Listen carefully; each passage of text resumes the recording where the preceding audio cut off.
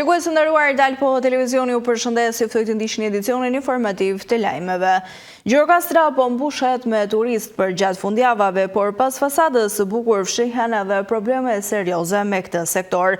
Papastërtia në zonat kyçe, çmimet e larta të pajustifikuara dhe infrastruktura e dobët po dëmtojnë rënd përvojën e vizitorëve. Nëse këto çështje nuk adresohen urgjentisht, qyteti rrezikon të humbasë jo vetëm turistët, por edhe reputacionin e tij si një destinacion i veçantë. Gjirokastra, një nga qytetet më të bukura historike të Shqipërisë, po përjeton një rritje të turizmit me kalimin e viteve, e kryesisht është e frekuentuar për gjatë fundjavave. Kaldrëmet karakteristike, arkitektura unike dhe trashëgimia kulturore tërheqin çdo vit mijëra vizitorë vendas dhe të huaj. Megjithatë, pas këtij suksesi fshihen në një sër problematika që po ndikojnë negativisht në përvojën e turistëve dhe në imazhin e qytetit. Një nga shqetësimet kryesore mbetet papastërtia. Në disa zona turistike dhe rrugicat të qytetit të vjetër, mbetjet urbane dhe mungesa e mirëmbajtjes janë të dukshme. Kjo situatë bëhet më problematike për gjatë fundjavave, kur fluksi i turistëve arrit ndjeshëm dhe kapacitetet për pastrim nuk janë të mjaftueshme për të përballuar situatën. Një tjetër çështje që ngre shqetësim janë çmimet.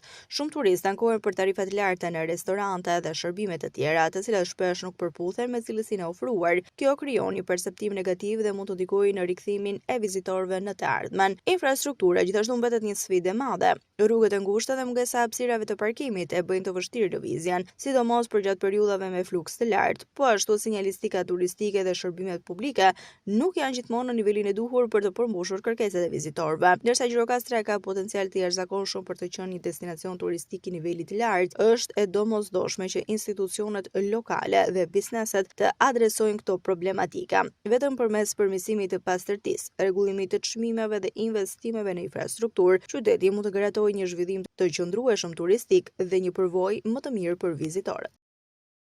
Ndryshojmë natyrën e informacionit. Një tërmet me magnitudë 4.3 ball i shkallës Richter është ndjer në orët e para të mëngjesit.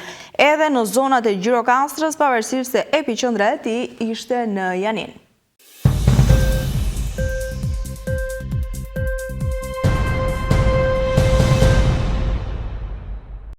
Një tërmet i fortë me magnitudë 4.3 ball të shkallës Richter është ndjer në orën 7:20 me orën greke apo 6:20 me orën shqiptare të mëngjesit të së hënës në Janin. Epiqendra e tërmetit ishte 2 kilometra në jugperëndim të Janinës dhe thellësia fokale u regjistruar në 5 kilometra. Lëkundjet e tërmetit janë ndjer edhe në jug të vendit, por edhe në disa zona të Shqipërisë deri në qytetin e Fierit.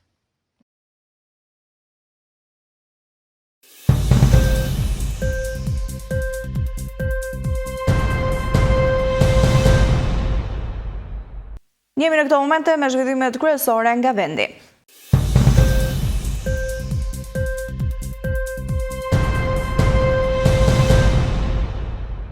Çmimi i gazit është rritur ditën e shtunë pasi bordi i transparencës së hidrokarbureve e la atë jashtë formulës së fiksimit të çmimeve në bledhjen e fundit të zhvilluar javën e kaluar. Në pikat e tregtimit me pakicë, 1 litër gaz po tregtohet me 72 deri në 75 lekë për litër, nga 65 lekë për litër që ishte çmimi fiksuar nga bordi në bledhjen e parafundit. Përpara se të fillonte kriza në lidhjen e mesme që shtrëngtoi ndjeshëm energjinë, gazi tregtohej mesatarisht në vend me 55 deri në 60 lekë për litër. Esuria e tij lidhet me tendencën në bursat ndërkombëtare. Çmimi i gazit natyror në bursat europiane ka shënuar një rritje të fortë në ditët e fundit, ndikuar nga tensionet gjeopolitike në lidhjen e mesme dhe ndërprerjet e furnizimit. Çmimet e gazit në Europë janë rritur ndjeshëm që nga fundi i shkurtit, ku rritja është përshpejtuar për gjatë ditëve të fundit. Në disa seanca tregtimi, çmimet janë rritur deri në 25 deri në 35% brenda një dite, kjo pas sulmeve ndaj infrastrukturës energjetike në rajon dhe ndërprerjes së furnizimeve me LNG. Në total, që nga fillimi i konfliktit, çmimet e gazit janë rritur me mbi 50 deri në 60% në të gjithë botën.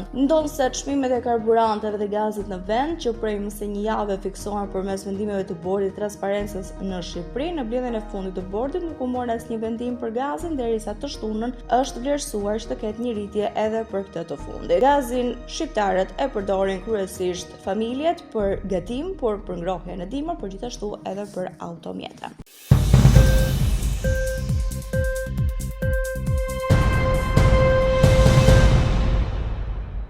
Nga Nga rritja e kostove të prodhimit për shkak të shtrëngtimit të lëndëve të para në tregjet ndërkombëtare, veçanërisht plastikës, do të përballen edhe përpunuesit e qumshtit. Furnitorët e huaj të fabrikave të prodhimit kanë njoftuar përpunuesit vendas të qumshtit për shtrëngtim deri në 2 fish të çmimit për lëndën e plastikës krahasuar me çmimin e mëparshëm. Kjo gjë do të reflektohet edhe në tregun shqiptar. Sipas ekspertëve, ne po mundohem të absorbojmë një pjesë të kostove që të mos pasqyrojmë rritjen e plotë dhe do të bëjmë maksimumin që çdo porosi e prodhuar dhe dorëzuar të jetë deri më 30 prill me çmimin aktual, por pas këtij muaji do të ketë sërish rritje. Ky përditësim është bërë me kujdes, duke synuar të ruhet një balancim sa më i drejtë midis situatës së tregut dhe partneritetit, thuhet nga këta të fundit. Për shkak të rritjes së plastikës lajmëruar në fillim të muajit, nga muaji maj e në vijim, përpunuesit përlajmërojnë se mund të jenë të detyruar të rishikojnë dhe çmimet për produktet e bulmetit, gjë që do të ndodhi edhe në vendin tonë.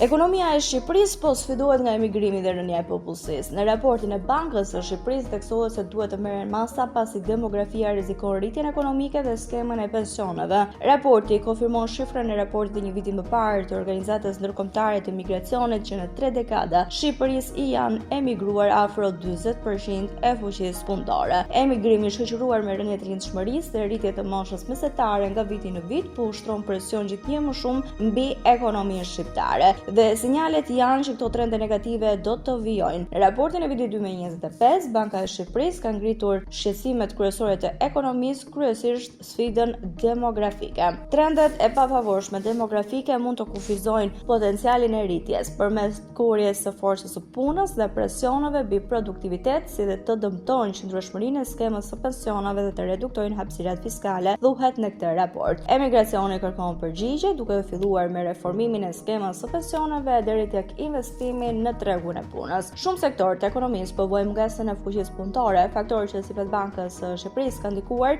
edhe në rritjen e pagave, por përsëri kërkesa për punonjës është shumë herë më e lartë se sa oferta. Banka thot në raport se studimet e kryera tregojnë se Shqipërisë i ka emigruar afro 40% e fuqisë punëtore në 3 dekadat e fundit. Aktualisht në vend janë 6553 pune të shpallura për profesione nga elementare deri ato të kualifikuara.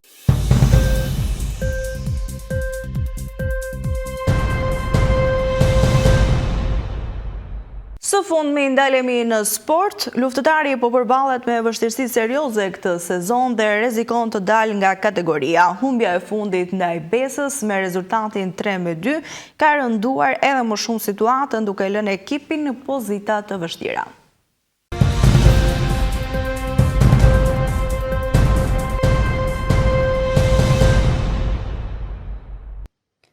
Ekipi i luftëtarit po kaloi një periudhë të vështirë sërish, duke regjistruar humbje të njëpasnjëshme që po e thellojnë krizën e rezultateve dhe të besimit brenda skuadrës. Pavarësisht përpjekjeve në fushë, ekipi Gjirokastrit po has vështirësi serioze në ruajtjen e avantazhit dhe në menaxhimin e ndeshjeve deri në fund. Ndeshja e fundit ndaj Besës ishte një tjetër dëshmi e problemeve të vazhdueshme.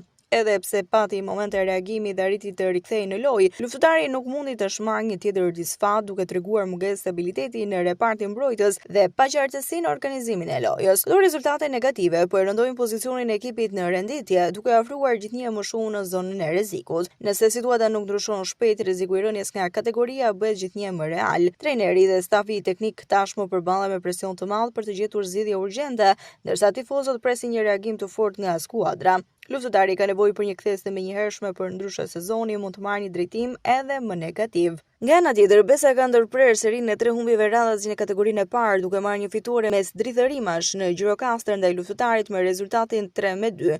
Një fitore që jep mundësinë skuadrës kavajase të kthehet në zonën e play-offit. Shifrat mbeten 3-2 për Verdezin që në këtë mënyrë morën 3 pikë shumë të çmuara klasifikimin duke shkuar në 34 pikë, ndërsa luftëtari sheti afrohen gjithnjë më shumë hijet e kategorisë së dytë teksa mbetet në vendin e fundit me 22 pikë.